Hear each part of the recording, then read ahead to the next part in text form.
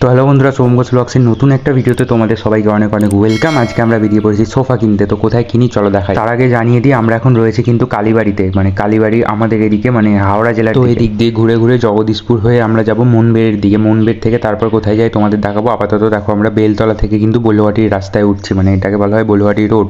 যারা ব্লগ দেখছো জানো না, জেনে নাও। এই রাস্তায় ধরে সোজা গেলে তোমাদের জগদীশপুর আসবে। জগদীশপুর এর আগে আসবে বলুয়াটির যে বাজার বসে, তো ওই জায়গাটায় আসবে। এখন কিন্তু বলুয়াটির বাজার ফেলে আমরা জগদীশপুরের দিকে এগিয়ে যাচ্ছি। তো এই মাঠটা কেউ চিনে থাকলে অবশ্যই কমেন্টে বলবে। এখানে জগদ্ধাত্রী পুজোর খুব বড় করে মেলা হয়, আমি তখন ব্লগ দেবো। তো আপাতত কিন্তু জগদীশপুরের দিকে আমরা যাই। তো দেখো জগদীশপুর মেন যে চারমাথা মোড়, সেখানে একটা টাওয়ার তৈরি করা হচ্ছে। তো আমরা কিন্তু একদম প্রপার সেখানে চলে এসেছি। এইদিকে আমাদের ডান দিকে রয়েছে করলগাছা বয়েজ স্কুল আর স্কুলের মাঠ, যেখানে রথের মেলা খুব বড় করে হয়। এটারও ব্লগ আমি দেবো যখন রথ আসবে। আর দেখো এই টাওয়ারটাই কিন্তু তৈরি করা হয়েছে জগদীশপুর চৌমাথা মোড়ে। তো এই টাওয়ারটা তোমরা কেউ দেখে থাকলে অবশ্যই কমেন্টে বলবে আগে। আর ওই দিকে ডান দিকের রাস্তাটা কোনা চলে গেছে, আমরা বাঁ দিকে যাবো, মানে ডানকুনির দিকের রাস্তাটা ধরে যাবো। তো চলো এখান থেকে সোজা যাওয়া যায়। তো এদিকে আস্তে আস্তে হঠাৎই আমার চোখে পড়লো যে এদিকে রাস্তাটা রিপেয়ার করে দিয়েছে, কত স্মুথ হয়ে গেছে। কিছুদিন আগে এই রাস্তাটার যা দশা ছিল, যারা এই রাস্তায় যাতায়াত করেছে তারাই জানে। অনেকদিন আসা হয়নি, তাই জন্য একটুখানি তোমাদের দেখালাম। দেখো এখন কিন্তু আমরা মনবেড়ের কাছাকাছি চলে এসেছি।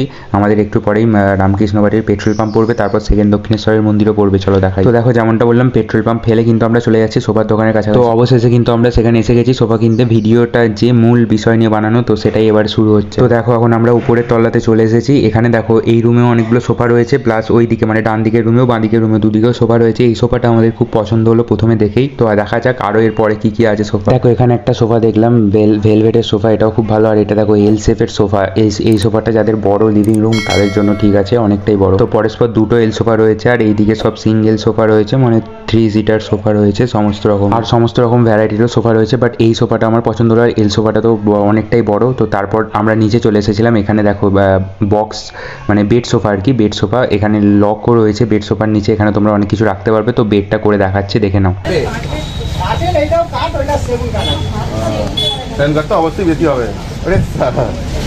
এটা তো বেড, দেখে নাও। এটা কিন্তু ফোল্ডিং সোফা, মানে বেডও হবে আবার সোফা হবে। আর টিভি দেখতে দেখতে এটা খুবই ভালো। তারপর আমরা আবার উপরে এসে গিয়েছিলাম একটা সোফা ফাইনাল করতে। তো এই সোফাটা যেহেতু পছন্দ হয়েছিল, তাই এটাই বারবার আমি দেখছিলাম।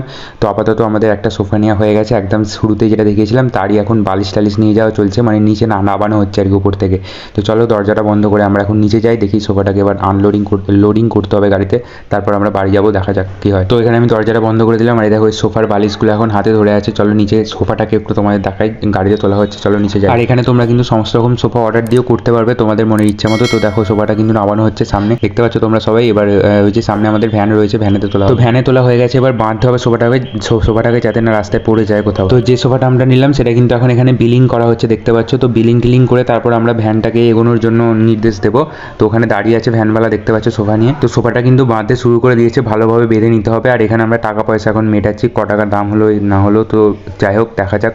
তো ফাইনালি টাকা পয়সা দিয়ে সোফা কিনে এখন আমরা বাড়ির দিকে আসছি। তো যাওয়ার সময় তোমাদের দেখিয়েছিলাম আমরা হাওড়া দিয়ে গেছিলাম, মানে বলুয়াটি মনবেড় জগদীশপুর দিয়ে ঘুরে ঘুরে গিয়েছিলাম। আসার সময় কিন্তু আমরা কালীপুর দিয়ে আসছি, ডানকুনি কালীপুর, ওই দিক দিয়ে ঘুরে ঘুরে আসছি, যেহেতু ওই দিক দিয়ে আমাদের বাড়ি কাছে। তো এখন কিন্তু আমরা কালীপুরে এসে দাঁড়িয়ে আছি সোফা ফেলাটার জন্য। যেহেতু ও আসছে তাই আমরা একটু আগে গিয়ে দাঁড়িয়ে আছি ওর জন্য। তো ও আসলে তারপর আমরা আবার পিছন যাচ্ছি, আবার সামনে গিয়ে এগোচ্ছি একটু করে, দেখা যাক ও আসে কি। তো দেখো এসে গেছে, চলো এবার এগিয়ে যাচ্ছে। তো আমরাও এবার এগোবো পিছন। দেখো এখন আমরা যে জায়গাটায় রয়েছি সেটাকে মহাদেবতলা বলা হয়, মহাদেবতলা। তো ওটা পেরিয়ে এখন আমরা চলে যাচ্ছি সোজা।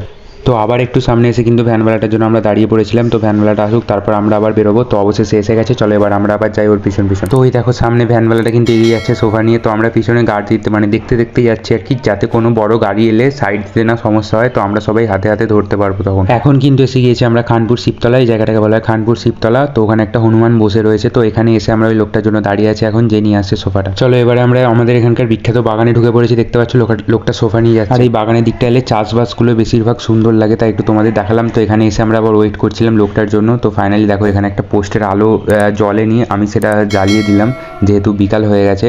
তো আলোটা জ্বলে কেমন লাগছে বলবে। আর দেখো লোকটা কিন্তু এখন যাচ্ছে সোফা নিয়ে। তো সোফাটা বাড়ির মধ্যে এসে আমরা উপর ঘরে নিয়ে চলে এসেছি। তো সোফাটা এখানে রাখার পর কিছুটা এমন লুক আসছে। তো কেমন লাগছে বলবে তোমরা সোফাটা অবশ্যই। তো বালিশগুলো সাজাতে হবে, তো কালারটা কেমন লাগছে আর ফ্লোরের টাইলসের সাথে কেমন লাগছে অবশ্যই কিন্তু কমেন্টে জানাবে। আর এই সোফার অপোজিট দিকেই রয়েছে টিভিটা দেখার জন্যই বিশেষ করে নেওয়া হয়েছে। ব্লগটা এই অবধি। তো সাবস্ক্রাইব করে দিও চ্যানেলটা এরকম আরও ব্লগ দেখতে।